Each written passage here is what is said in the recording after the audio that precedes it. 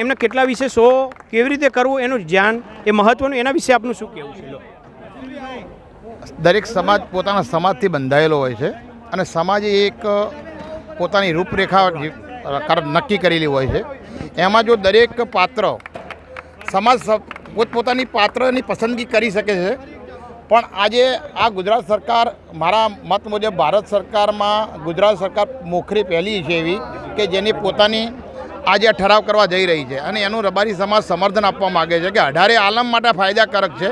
કારણ કે જ્યારે પણ 18 કે 21 વર્ષ જે પરિપક્વતા નથી હોતી અને આ કોઈને ફોસલાવીને કે ભોળવી અને મેરેજ કરી દેવામાં આવતા હોય છે, એ મધર ફાધરની ગેરહાજરી હોય છે અને પછી એમને પસ્તાવાનો વારો આવતો હોય છે.